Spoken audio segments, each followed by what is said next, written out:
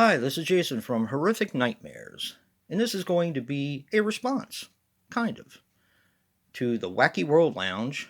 My buddy Rob, he did a top 5 post apocalyptic movies in only a way that Rob can do. Now, there won't be any commercials in this one or any sultry voices, just mine.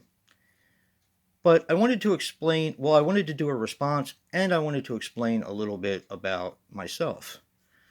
When I was baby Horrific Nightmares, if I wasn't renting horror or martial arts, I was renting post apocalyptic films. I pretty much have seen them all at one point or another, except for one or two that Rob pointed out. I think it was one that I hadn't seen that he was on his list. But they were like my other sweet tooth because they were fun. In most cases, they were silly, but I don't know, there was just something about them that I gravitated towards. Now, the first one I saw is probably the first one a lot of people saw, and that's The Road Warrior. And that is what basically, that was the reason for a lot of copycats. And I love the copycats. So this is going to be a two-part post-apocalyptic top 5.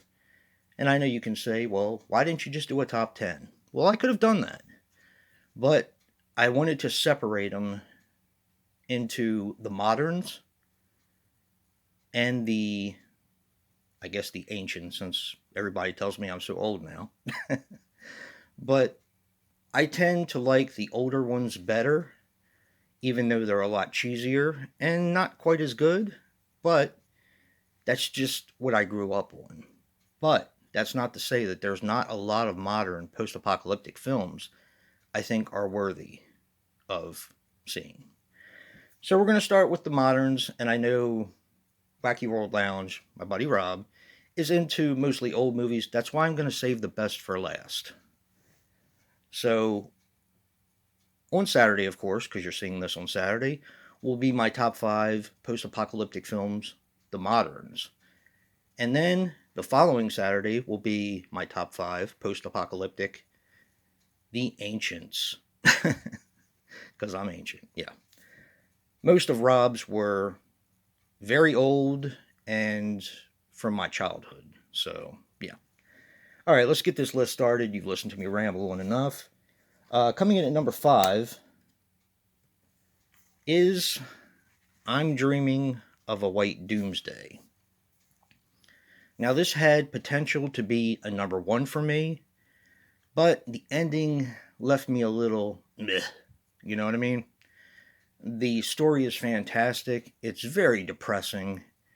And it's depressing in a way that is kind of artistic. Like, you know, there's merit behind it. But it, like I said, it is a hard watch. So know what you're getting yourself into if you do watch this. I did review this. This is like a Christmas type film. But boy, is it post-apocalyptic. And boy, is it just, whew, it's a rough one. Yeah. I don't really want to say anything more about it. I don't want to give a synopsis on many of these.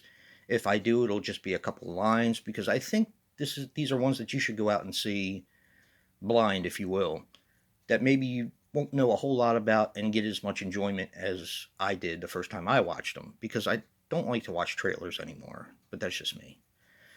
So coming in at number 5 is I'm Dreaming of a White Doomsday. Really good film. Coming in at number 4 is a newer entry, which is Entombed. Now, this is one that Bayview sent me, and I love this film.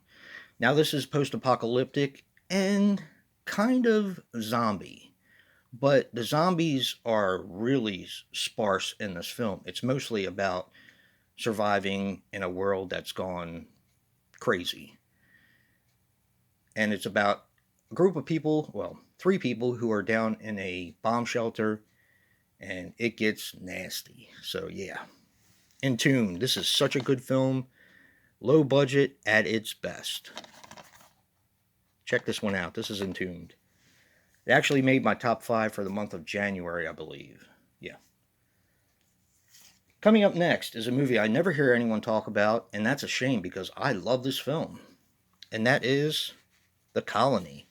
This was actually at the Dollar Tree recently. Now, I already had a DVD of this, but I bought the Blu-ray from the Dollar Tree because this is definitely worth an upgrade. You have Lawrence Fishburne, Bill Paxton, the late Bill Paxton, and Kevin Zegers. I mean, that's just an incredible cast right there. But this is something a little bit different. Yes, this is post-apocalyptic, but it's post-apocalyptic as you don't normally see, which is with a ton of snow. So this is my type of film. I love movies set in the snow. This is a really, really good film about survival and desperation. And I don't know why people don't talk about this film, because I absolutely love it. It's really good. All right. Coming up at number 2 is Hardware. Now, last weekend, I actually finally found a 2-disc special edition of this, which is so hard to find. The only thing that's harder to find is the Blu-ray. I found it a couple times, but it was only the single disc. So I finally found the 2-disc special edition. Now all I'm looking for is the Blu-ray. But Hardware, Joe and I watched. Actually, it was the very first Fangoria Movie Challenge film. And I love this film. I probably watched it 3 times after he and I watched it, just because it was so good. And it wasn't the first time I'd seen it. The first time I seen it, I don't think I was in the mood for what it had to offer. But man, is it a good film. Just beautiful. Richard Stanley is such an incredible director. Yeah, just amazing. Same guy who did Dust Devil, Color Out of Space. Yeah, just amazing. Hardware is all that. It's basically a robot slasher movie set in a post-apocalyptic world. Fantastic movie. And number 1 was probably one of the brightest surprises of the last 20 years for me, because you don't really get a lot of great post-apocalyptic films anymore. Which, before I reveal my number 1, I'd like to give out a couple honorable mentions. The Domestics is a really good post-apocalyptic film, and it almost made my list. The new Mad Max film, Fury Road, is also fantastic.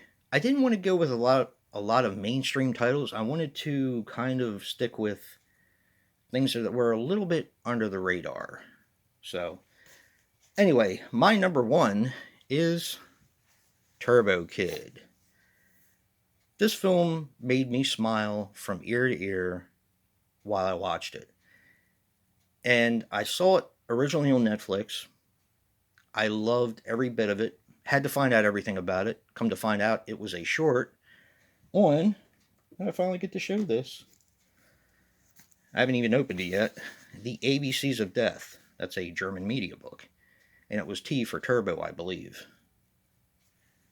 So, when I saw that this came out, everybody started raving about it, which generally isn't something I gravitate towards. But I was like, okay, I guess I gotta see this film. And I watched it, and it blew me away. I'm not gonna lie. It absolutely blew me away. This is just a fun movie. And just like the back says, Mad Max on a BMX. Now, when Dave was selling his collection to move to LA, he had the... What company is this? The cult epic release of this, which is the 3-disc Blu-ray DVD and a bonus, I think it's got a soundtrack with it, or just bonus features. But I was so happy to grab this from him. I'd wanted this for so long, but it's been out of print for a long time, and it's pretty expensive now. So, really happy to have this, and I've watched it a couple times since I've had it. The back should entice you. If you're not enticed by the back of this, by the pictures, I guess you don't like post-apocalyptic films. Yeah. So stay tuned next week for the originals, or the ancients, I guess I called them before, where we'll be getting into my top 5 from my childhood, which is more along the lines of what my buddy Rob would like to see. But I wanted to tease him first with this modern list because there are some worthy modern post apocalyptic films. So definitely check them out. And also, I'm going to put the links to Wacky World Lounge in the description box below. That is a class act. He is a really good friend of mine and just a really great person. Check him out. Give him a sub. Get him to bring the puppet back. Get him to bring the puppet back. We love the puppet. And we love him too, so yeah. If you like what you see in here, hit that like button and subscribe. And until next time, peace.